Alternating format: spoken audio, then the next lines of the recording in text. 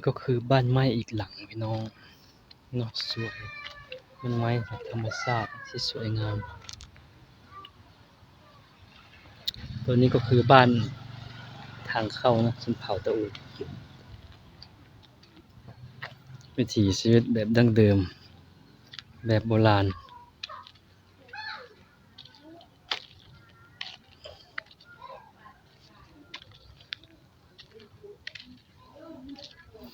ทางเข้าหมู่บ้านก็แบบสไตล์แบบบ้านๆแบบเรียบง่ายตามวิถีชีวิตคนชนบทของคนตะโอยนะพี่น้องบ้านแบบดั้งเดิม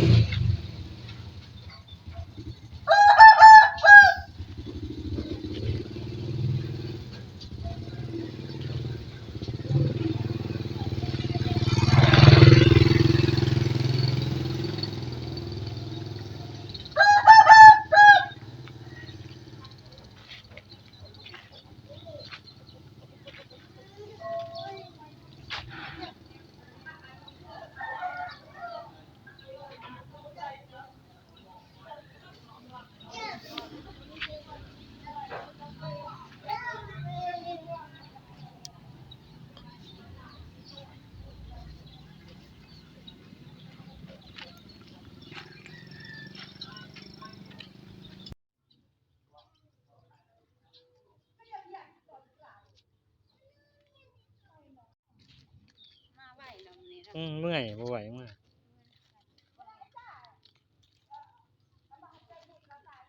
เดี๋ยวมาเบิ่งผู้สาวลาวไต่พี่น้องเป็นแต่คนสวยๆงามๆเนาะสาวก็มาจากหลายหมู่บ้านเนาะเสียงก็พากันมาเบิ่งชมวิถีชีวิตของเขาเจ้ามาแต่บ้านใดผู้สาวสาวหลัก14เมืองบัดเชียงแขวงจำปาสักสาวตะโอย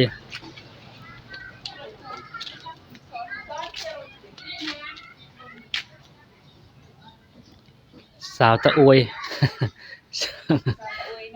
งามนะพี่น้องยังจะโสดอยู่จะโสดจริงๆนะพี่น้องสวยสาวผมทอง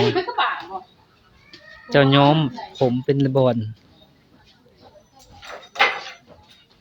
ถ่ายสบายดีพี่น้อง FC แฟนคลับพี่น้องจากฝั่งลาวฝั่งไทยนะพี่น้องวันนี้อยู่ที่หมู่บ้านเขตชนบทจิ๋วลาวไต่พามาชมบ้านแบบโบราณแบบดั้งเดิมของพี่น้องชนเผ่าตะโอยเนาะวิถีชีวิตโบราณบ้านไม้แบบดั้งเดิมประเพณีผีพี่น้องบ้านนี้ก็อยู่เย็นดีอากาศดีเนาะบ้านที่หาชมได้ยากในสมัยปัจจุบันนี้พี่น้องสมัยเก่าก็ปลูกง่ายโศกไม่ง่ายเลื่อยไม่ง่ายมาปลูกมาเบิ่งมาชมกันเนาะแต่ปัจจุบันนี้ก็แทบจะบ่มีให้เขาได้เห็นได้เบิ่งได้ชมกันแล้วภาษาตะโอยคล้ายคือภาษาขมรเนาะบ้านแบบโบราณแล้วก็แบบดั้งเดิมตามสไตล์วิถีชีวิตชนเผ่าตะโอยหมู่บ้านที่เงียบสงบสงัดดีบรรยากาศค่อยค่ำยามแลงนะพี่น้องบ้านที่มิดเงียบสงบบรรยากาศค่อยค่ำยามแลงอากาศก็เย็นดีพี่น้อง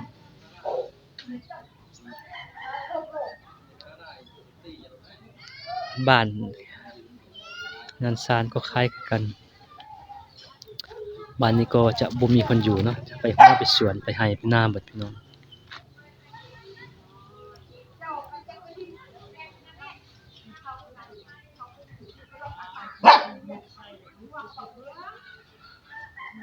บ้านสีเดียวกันต้องเป็นไม้แบบสไตล์ทรงแบบโบราณเนาะแต่ว่าปัจจุบันนี้ก็หาชมได้ยากไม้บ้านไม้แบบนี้พี่น้องแทบจะบ่มีให้เราได้เห็นได้เบิ่งกันแล้วเนาะพี่น้อง FC นะ FC ทุกคน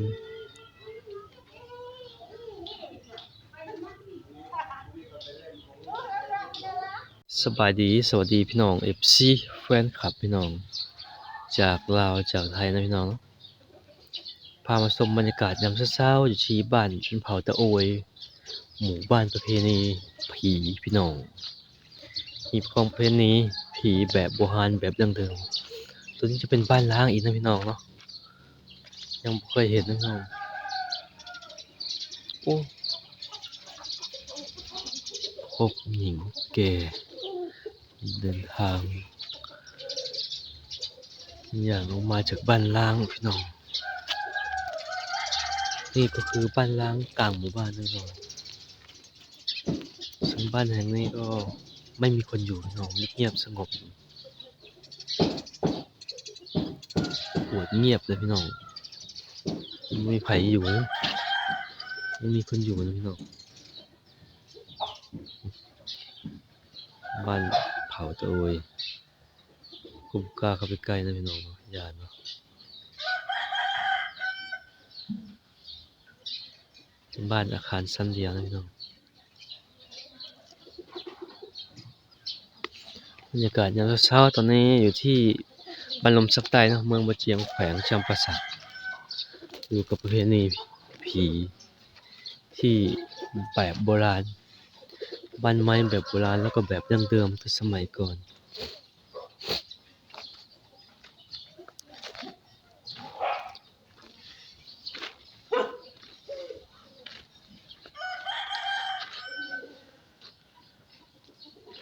สวยนะพี่น้องเนาะบ้านกระเจ้าเนาะงามเนาะ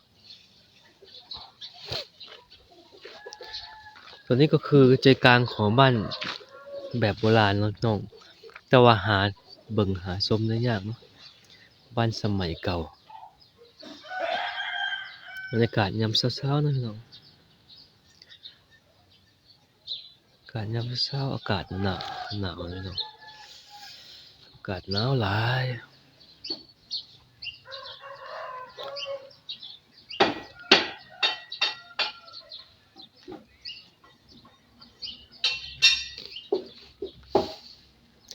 บ้านตัวนี้ก็เป็นบ้านร้างแต่ว่าสาเหตุหยังคือป้าให้ร้างกลางหมู่บ้านเพราะว่าบ่มีคนอยู่เป็นบ้านอาคารชั้นเดียวเป็นบ้านใหม่พี่น้อง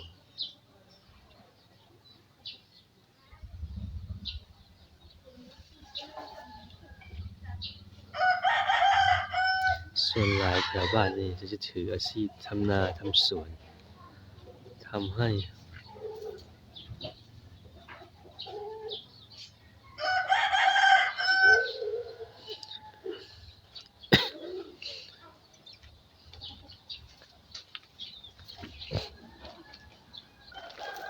บ้านแบบโบราณดั้งเดิมเนาะแต่สมัยเก่า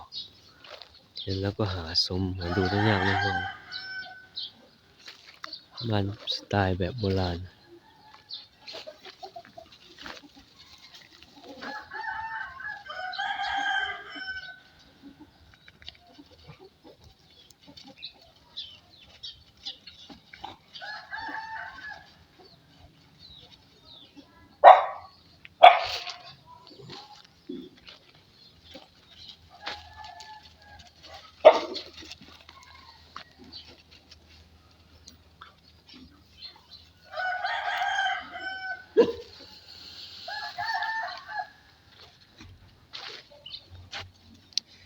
อากาศหนาวหลายพี่น้องบรรยากาศยามเช้าๆเนาะเย็น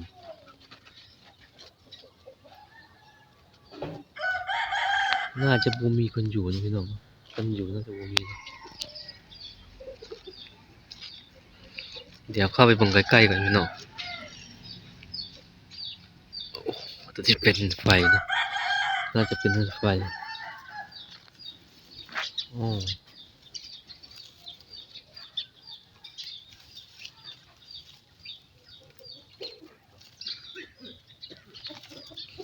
น่าจะเป็นเรือนไฟเขาเจ้าพี่น้อง